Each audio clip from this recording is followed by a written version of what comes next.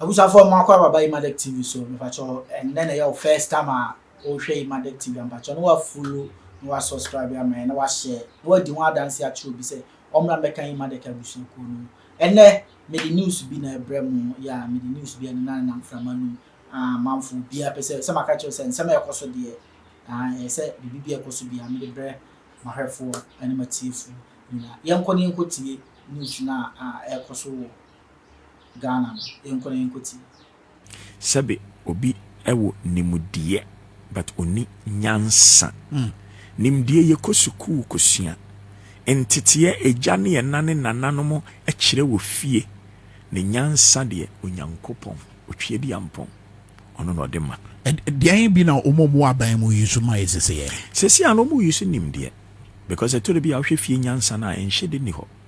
If you say Obia, wo buying etumi abase wo ye 16 regions. Maybe will be Samia. Ghana can see limiting it to 6 regions.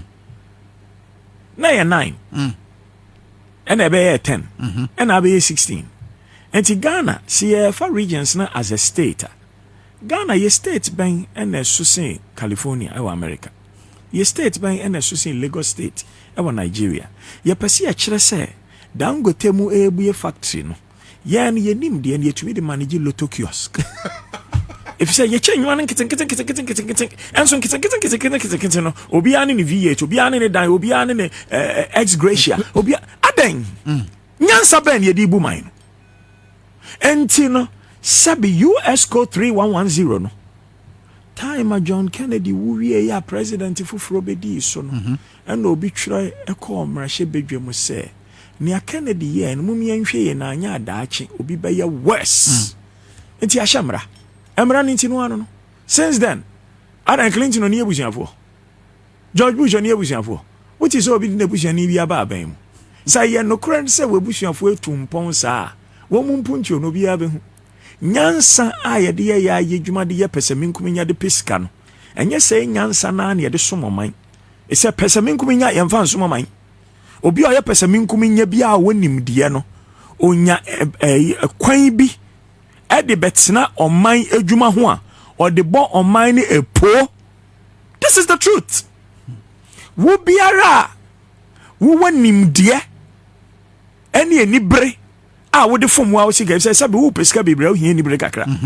enye nyansa ene yedi nyesika bebre. That's right. Say nyansa nko ane yedi nyesika bebre anka Martin Luther King anko ka wo ma wo nyansa pa ho wi ase kan sika e bro o ne kan sabita frache anko kwa no opro na nke wi ase nyina na yedi nechi okay na adan sabe ye ni o mama nko ene ni esigani nko o sigani bia na ye o mama enti sabe obi ko tonko ken no nyesika no disi adan bebre a ye se o ye mama na bi ye nim so osika ye no so obu ye adwuma ye baba na ba so obu ye adwuma me hiafo ye bi ye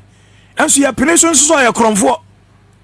ya preso so your mind before adan ye ntumi adan ye pesi ye hu se edum pempenso bia obia ni sika ye hu bebie frɛ bia sabe otumi prunu bi man krofo hu bia ne ye se ye frɛ na rebel se kom de ye etu wama ye bia di kom de hwan enti akata ya no oh please ananya sa na tie masa kakra ye bedie kakra de be kata ye ho bebia ye beda edin biom obi o ma wo hwa ne ho a ne ho kura enyan ne ka o de ba ne yehwe osifika no mo na mo bi ahwe ne biom sabiota frache. This is the fact na ye pesa minkum nyanti no se wo de wunwie si baby na onyani yi a e din se wo be yi no eti se Ghana se wo nyansafo wo mrahye bedwemu a US code 3110 na president bi ya ade bi a na enye fe eti wo muso yi ebi no ye nyansafo na wo mrahye bedwemu no wo mu behe sa de na ekoso no maka say we must cure this illness anya somebody who will come who will be worse than the worst we have had so far. This is the fact. This is the fact. Remember me ka say mi kire mi nua man nyina me nkwalabre mi nua ba me di nechi ye friend abena ntwuwa ne ho ofese na opedwuma on mokro no on ton cocaine oye ne healthcare dwuma kakra wa brichire kakra sa e mo mu ye an assistant manager of a home wo mu do no abena ntwuwa oba Ghana wabo sika no nkete ne manso ata nechi we see ne 9-bedroom house enyo bia otumi si dan bia na ye kromfo na emomo nya kromfo a wo si a wo che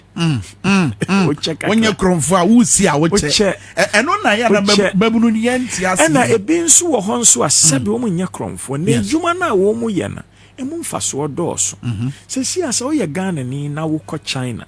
na wo ka fo ma pad ebeton a sebe iska bebre enkankan wan ko fa papa na wo ko fa na edi paper na ye ni bia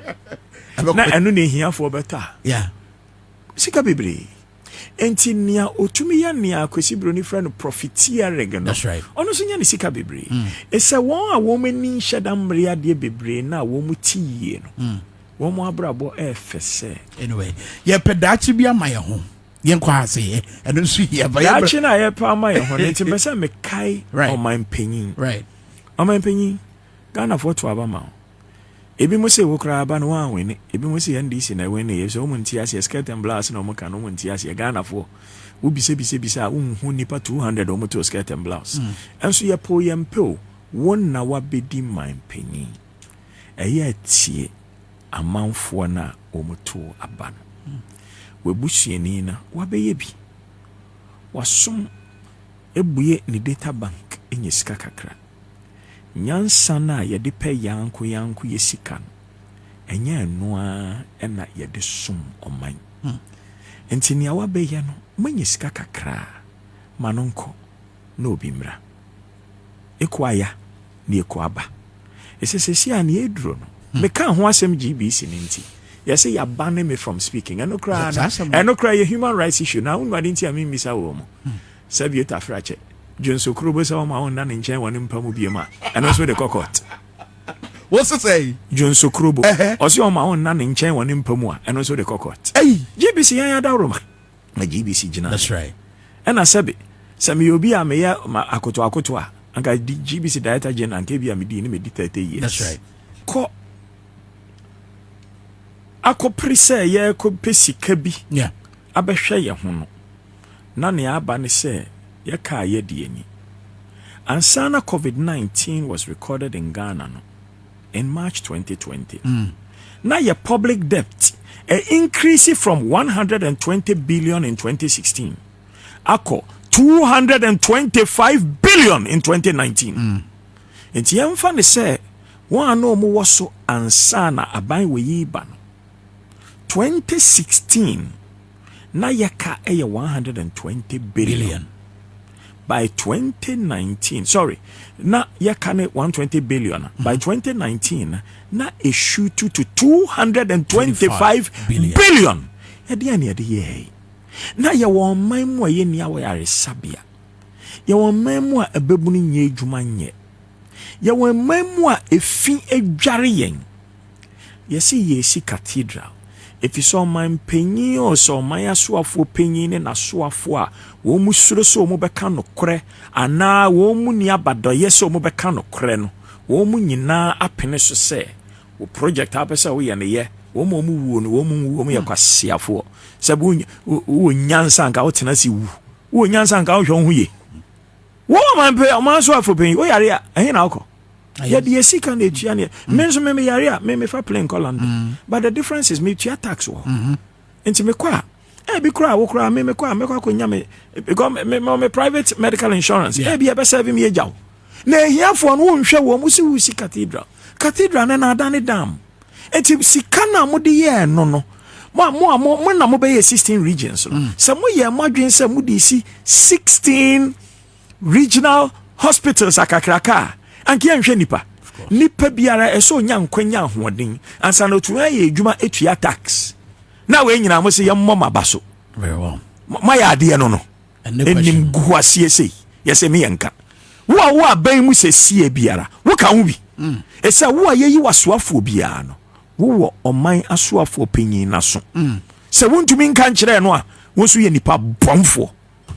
Very well, His Royal Blackness. The name is that. Ofori Atta say Hana me dem be see yes mpacho me say na your first time who channel ya na wa subscribe my and na like na wa share na wa di ho dance ya chu bi so na meka abusuan ko no say na yin na betimi to mo na say na news bi e koso entertainment news bi e koso bi a meeting dey umbrella a won so we benya update na everyday bi anti subscribe ma me na share na di mo dance